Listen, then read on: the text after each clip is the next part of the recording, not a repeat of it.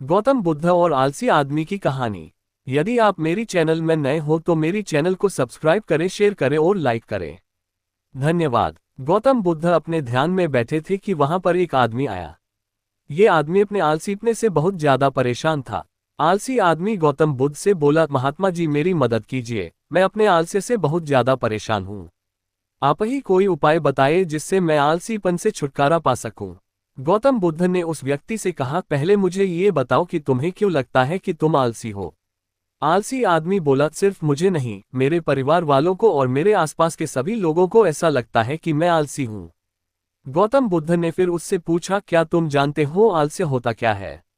आलसी व्यक्ति बोला, नहीं मैं नहीं जानता, किंतु मैं इतना जरूर जानता हूँ कि आलस्य बहुत बुरी चीज है। इसकी वजह से मुझे बहुत नुकसान हुआ है जीवन में। गौतम बुद्ध बोले, जिस परेशानी से तुम छुटकारा पाना चाहते हो पहले उसके बारे में पूरी जानकारी ले लोगे तो उससे छुटकारा पाना आसान हो जाएगा। आलसी व्यक्ति बोला, भगवान इतनी बुद्धि तो मुझ में नहीं है, आप ही मुझे इस समस्या के बारे में जानकारी दीजिए। गौतम बुद्ध बोले, आलस्य एक मानसिक अवस्था है, एक विचार है जिसे जाने अनजाने में हम खुद ही जन्म देते हैं। आलस्य दो मूलभूत कारणों की वजह से ही जन्म लेता है, एक है शारीरिक और दूसरा मानसिक। शारीरिक कारणों में पहला कारण है गलत तरह का भोजन। हम सभी जानते हैं कि हमारे शरीर को भोजन से ऊर्जा मिलती है और यह ऊर्जा सजीव चीजों से मिले तो अच्छी, यानी कि प्राकृतिक रूप से जो हमें भोजन की वस्तुएं प्राप्त होती है उनसे अगर यह ऊर्जा मिले तो हमारा शरीर इससे अच्छी ऊर्जा प्राप्त करता है। इससे उलट यदि हम निर्जीव वस्तुओं से ऊर्जा प्राप्त करते हैं तो ये हमें आलस्य की ओर लेकर जाती है। दूसरा कारण, हमारी शारीरिक गतिविधियां भी हमें आलस्य के चंगुल में फंसा सकती है। गौतम बुद्ध ने आलसी व्यक्ति को अपने शिष्यों की तरफ इशारा करते हुए कहा कि देखो, इनके चलने फिरने बैठने के तरीकों में तुम्हें कुछ अलग नजर आ रहा है। जब आलसी व्यक्ति कुछ समझ नहीं पाया तब गौतम बुद्ध ने उससे कहा, मेरे शिष्य जब भी बैठते हैं तो वे रीढ़ की हड्डी को एकदम सीधा रखते हुए बैठते हैं। चलते हैं तो उनके दोनों पैरों के बीच अच्छे से संतुलन बना रहता है और जब वह सोते हैं तो उनका शरीर एकदम शिथिल रहता है। ऐसा करने से उन्हें रात्रि में एकदम सही तरीके से नींद आती है। आलसी व्यक्ति बोला, लेकिन नींद तो आलस्य का की एक स्वरूप है। बुद्ध बोले, हाँ, अगर उसे ज्यादा मात्रा में लिया जाए तो। बुद्ध ने इस बात को आगे बढ़ाते हुए कहा, नींद कम मात्रा में लोगे तो तुम्हें अगले दिन थकान महसूस होगी और ऐसा करने से ज्यादा आलस्य शरीर में आएगा।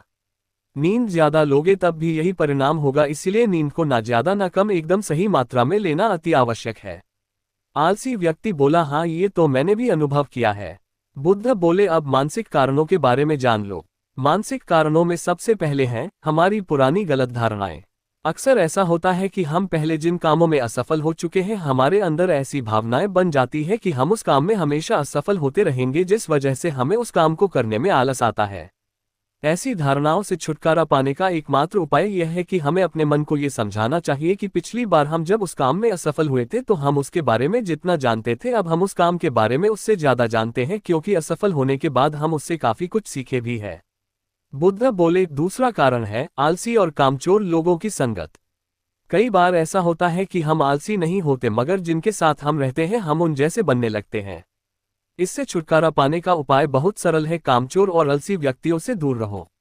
ऐसे व्यक्तियों की संगत में रहो जो अपने काम को बड़ी लगन से करते हैं और तुम्हें कुछ सिखा पाए। गौतम बुद्ध ने तीसरा कारण बताते हुए कहा, ये कारण आलस्य के लिए सबसे बड़ा कारण है, काम को कल पर टालते रहना। ये कारण इतना शक्तिशाली है कि किसी भी व्यक्ति को बर्बाद कर सकता है। इससे बचने का सबसे आसान उपाय यह है कि जो काम जितनी जल्दी संभव हो उतनी जल्दी कर दिया जाए। गौतम बुद्ध ने आलसी व्यक्ति से एक सवाल पूछा, मान लो तुम किसी रेगिस्तान में फंस गए हो और तुम्हें प्यास लगी है तो तुम क्या करोगे? आलसी व्यक्ति बोला, मैं जल्दी ही रेगिस्तान के आसपास कोई गांव की तलाश करूंगा या ऐसी जगह की तलाश करूंगा जहां पर मुझे पानी मिल सके। गौतम बुद्ध बोले, अगर तुम्हें काफी देर ढूंढने पर भी पानी ना मिले तब तुम क्या करोगे?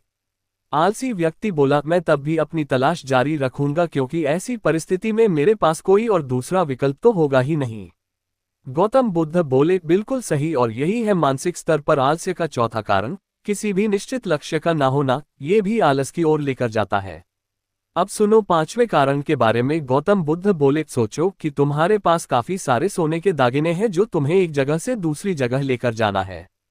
तुम चलते चलते थक जाते हो और किसी पेड़ के नीचे बैठ जाते हो और तभी तुम्हें दूर से तुम्हारी तरफ दौड़कर आ रहे डाकू दिखाई देते हैं। तो क्या तब भी तुम आलस करके वहीं बैठे रहोगे? या ऐसी परिस्थिति में तुम वहां से उठकर दौड़ने लगोगे? आलसी व्यक्ति बोला, जी मुझे वहां से दौड़ना ही पड़ेगा, नहीं तो मेरी जान और सोने के दागिने दोनों खतरे में पड़ जाएंगे।